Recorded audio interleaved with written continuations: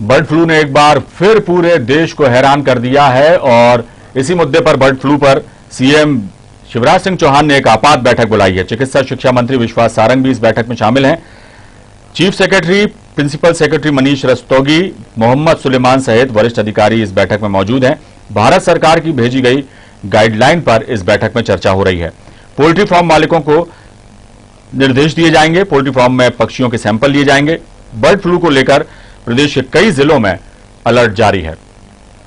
तो इस वक्त की बड़ी खबर हम आपको बता दें, बर्ड फ्लू को लेकर आपात बैठक बुलाई है मुख्यमंत्री शिवराज सिंह चौहान ने।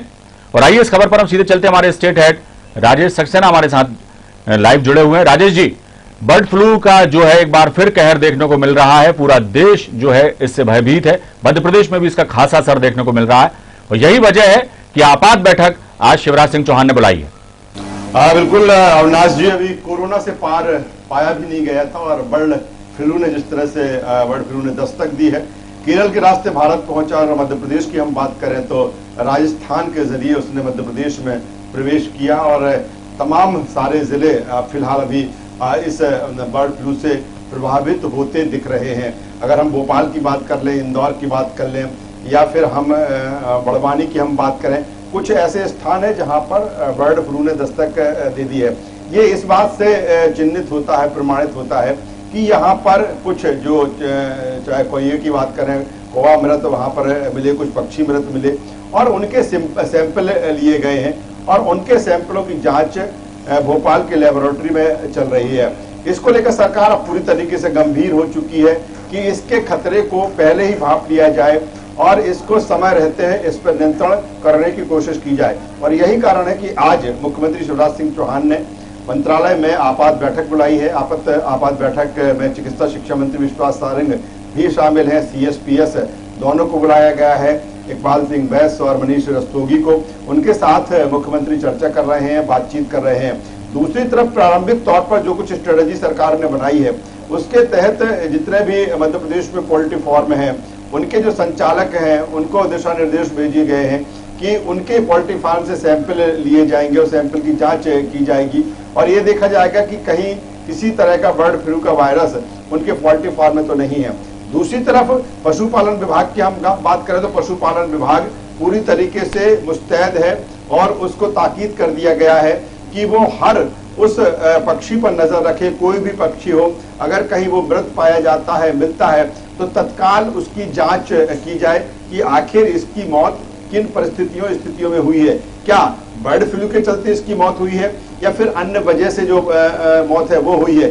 तो पूरी तरीके से सरकार इस बात को लेकर अब गंभीर हो चली है और यही कारण है कि मुख्यमंत्री आज बैठक कर रहे हैं अधिकारियों के साथ और चिकित्सा शिक्षा मंत्री विश्वास सारंग के साथ। दूसरी तरफ अगर हम प्रदेश के गृह मंत्री डॉक्टर नरोत्तम मिश्रा की बात करें तो जब उनसे ये सवाल इस बात को लेकर पूछा गया तो उनका कहना है कि जागरूकता और सतर्कता ही किसी उसका इलाज है। जाहिर सी बात है, उसी जागरूकता उसी सतर्कता के आधार पर मुख्यमंत्री शिवराज सिंह चौहान इसको लेकर एक बैठक कर रहे हैं और मुझे लगता है कि यहाँ से एक ठोस दिशा निर्देश होंगे कि किसी भी तरह की कोई हीला हेवाली ना हो, इसमें किसी भी तरह की कोई लापरवाही ना हो। जिस तरह से कोरोना को लेकर अगर हम बात करें तो कोरोना जैसे ही दस्तक कोरोना ने दिया उसके बाद जो तमाम तरह के उपाय किए गए, कहीं ना कहीं उसमें सफलता भी मिली। और ऐसे ही बर्ड फ्लू अगर तेजी से फैलता है, अगर किसी तरीके से वो पांव पसारता है तो समय रहते उस पर नियंत्रण कर लिया जाए तो एक और महामारी से बचा जा सकता है। क्योंकि कोरोना से तो वैसे ही देश लड़ रहा है, प्रदेश लड़ रहा है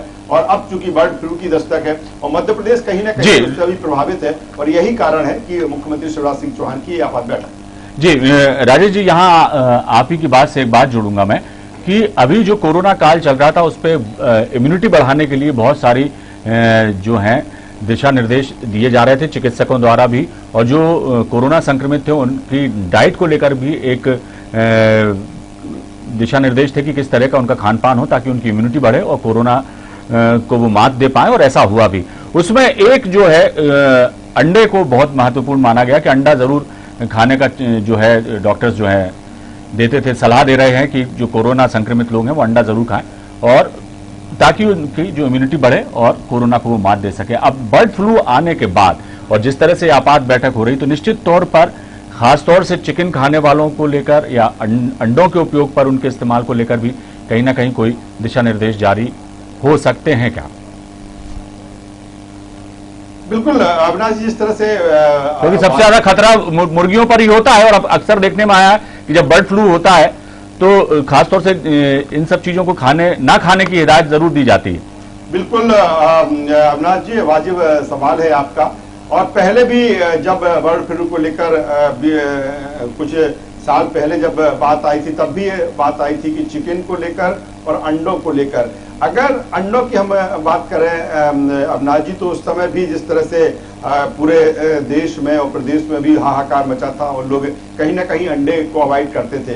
लेकिन अंडे को लेकर जिस तरह से गाइडलाइन उस समय आई थी, जो मुझे ध्यान है, कि अंडे को खतरनाक नहीं माना गया था, इस तरह से माना गया था कि उसको जब आप बॉयल करते हैं या जब कुछ करते हैं तो किसी भी कोई इन्फेक्शन है तो वो वहां नष्ट हो जाता है। लेकिन हाँ, इतना जरूर है कि मुर्गियों को लेकर जरूर जो चिकन खाते हैं और उनको लेकर जरूर इसको लेकर एक भय रहता है कि उसके जरिए कहीं वो बर्ड फ्लू तक तो नहीं पहुंच रहा। और लेकिन यही कारण है कि मुख्यमंत्री शिवराज सिंह चौहान बैठक कर रहे हैं, या जो पोल्ट्री फार्म के जो संचालक है उनको लिए कहा जा रहा है कि वहां से सैंपल लिए जाएं, और सैंपल लिए जाते हैं और सैंपल निगेटिव रहते हैं तो कोई दिक्कत नहीं है, क्लीन चिट है। लेकिन अगर कहीं ना कहीं किसी तरह का कोई खतरा उस पोल्ट्री फार्म पर दिखता है तो जरूर उस पर सरकार अपने हिसाब से उस पर कार्रवाई कर सकती है। और अपने हिसाब से उसको क्या उसके लिए दिशा निर्देश हो सकते हैं, ये हो सकता है। लेकिन अब जब पोल्ट्री फार्म को सैंपल लिए जाने की बात हुई है तो उसी के बाद अविनाश जी सामने आएगा कि आखिर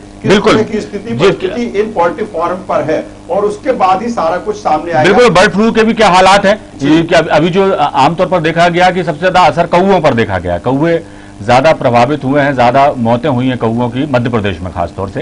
हिमाचल में जो है प्रवासी पक्षियों की मौत हुई है, और अभी तक कहीं से कोई खबर ऐसी आई नहीं है पूरे देश से कि मुर्गियों पर इसका असर कहीं हुआ हो। और निश्चित तौर पर सरकार गंभीर है, चिंतित है, यही वजह है कि आपात बैठक भी कर रही है, और कोई ना कोई जो गाइडलाइंस यहां से निकलेंगे, जो दिशा निर्देश निकलेंगे, उसका यदि पालन मध्य प्रदेश में पोल्ट्री फार्म वाले करेंगे और तमाम लोग करेंगे तो निश्चित तौर पर इस मुसीबत से भी हम पार पा लेंगे। बहुत बहुत शुक्रिया राजेश जी इस तमाम जानकारी के लिए।